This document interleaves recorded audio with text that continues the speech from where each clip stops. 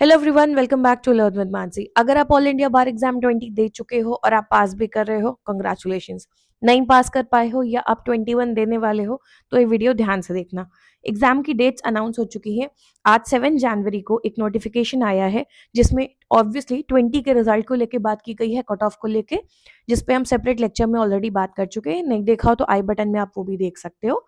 इस वीडियो में हम बात करेंगे अगले एग्जाम के बारे में। जो बीत गया सो बात गई। ऑल इंडिया बार एग्जाम 21 होने वाला है एंड इस बार ये जल्दी होगा। लास्ट कुछ सालों से साल में एक बार ही पेपर हो पा रहा था, बट अब वो वापस 2 बार वाले पैटर्न पे जा रहे हैं।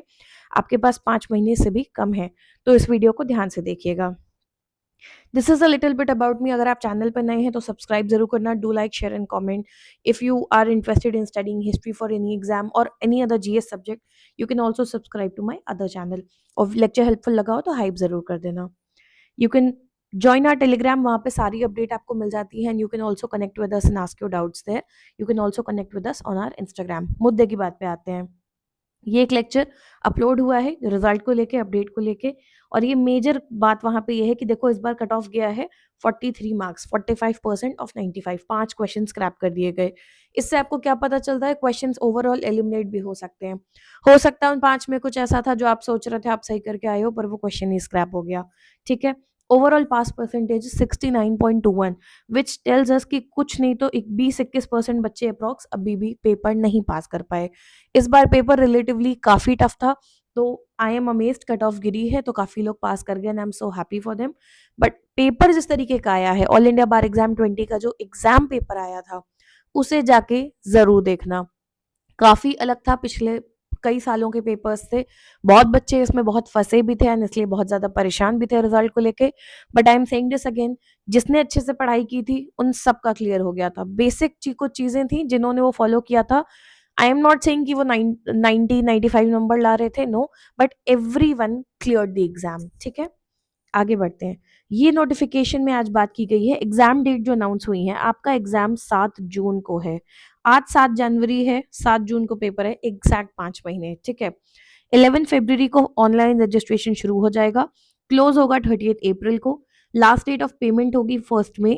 Last date of correction in registration form 3 में। एडमिट कार्ड अप्रोक्सीमेटली आएगा 22 मई के आसपास और एग्जाम डेट है 7 जून। आपके पास एग्जैक्टली 5 महीने हैं। वाई डिड आई से कि 5 महीने से कम टाइम है? ये 5 महीने आपको अभी दिख रहे हैं। अभी इसमें आप मनाने लगोगे होली, किसी के सेमेस्टर्स होंगे, अगर कोई फाइनल ईयर का बच्चा है या कोई एग्जाम्स दे रहे हो, कोई कॉम्पिटिटिव एग्जाम दे रहा है तो उनके एग्जाम्स होंगे। इतनी चीजें आने लगेंगी बीच में कि ये टाइम कटता चला जाएगा। अगर आप फाइनल ईयर के स्टूडेंट हैं, आपको आपके सेमेस्टर्स भी देने होंगे। आप मान लो आपका महीना उधर चला गया, अब बीच में कोई फेस्टिवल आ गया, किसी को कोई मेडिकल इमरजेंसी घर में कभी आ जाती है, कभी कोई और कमिटमेंट आ जाता है, and so on. As a result आपके पास, अब मान के चलो, 3-4 महीने ही हैं। अब इन 3-4 महीनों में आपको क्या करना है, ये बहुत इंपॉर्टेंट है। AIB टिप्स एंड ट्रिक्स करके एक प्लेलिस्ट आपको मेरे चैनल पे मिलेगी, डिस्क्रिप्शन में लिंक दिया हुआ है। उसके लेक्चर्स जाके जरूर देखना। इसमें हमने प्रिपरेशन स्ट्रैटेजी और बहुत सी चीज़ों को लेकर बात की थी। हमने एग्जाम की प्रिपरेशन शुरू की थी 1 महीने पहले। 30 नवंबर आपका एग्जाम था एंड अराउंड 1 नवंबर हमने लेक्चर्स की सीरीज शुरू की थी हमारे चैनल पे। 30 days of preparation and I have so many people texting me that their exams got cleared. तो यानी दैट वर्क्स टफ पेपर में भी। जबकि इस बार हम और इनहांस तरीके से काम करेंगे। ठीक है।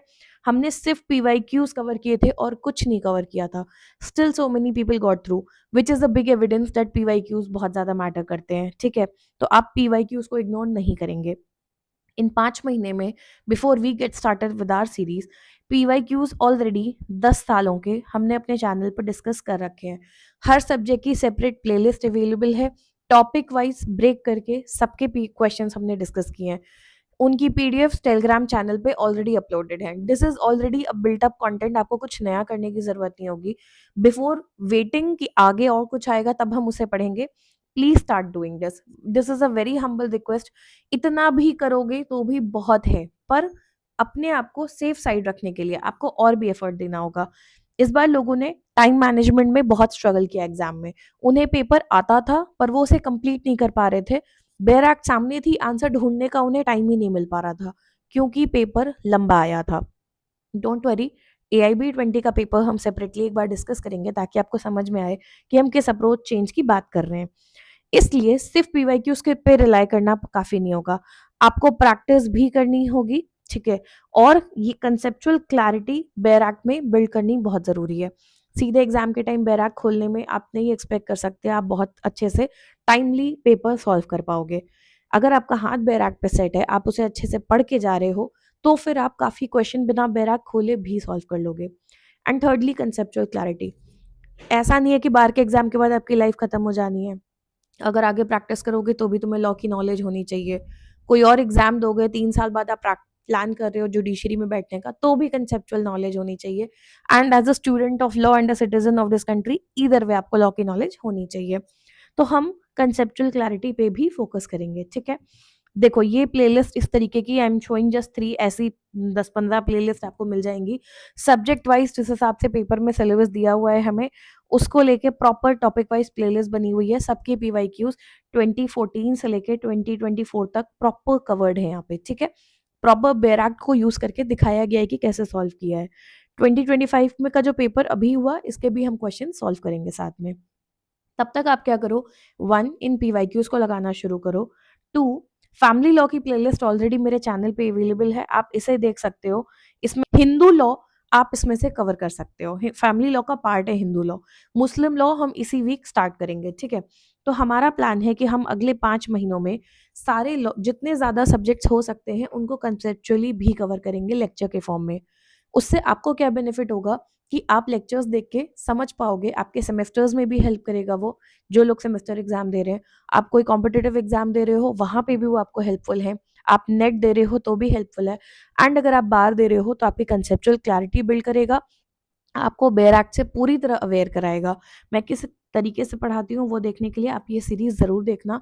I am sure this will help you a lot. So stay tune, keep watching. बहुत जल्द हम स्ट्रैटेजी वीडियो और कैसे अगले 4-5 महीने आप प्लान कर सकते हो, क्या क्या आपको पढ़ना है, कैसे करना है, सब कुछ डिस्कस करेंगे डिटेल में। आपको कोई भी डाउट हो आप कमेंट सेक्शन में ज़रूर पूछना। लेक्चर हेल्पफुल लगा हो तो हाइप ज़रूर कर देना। Thank you.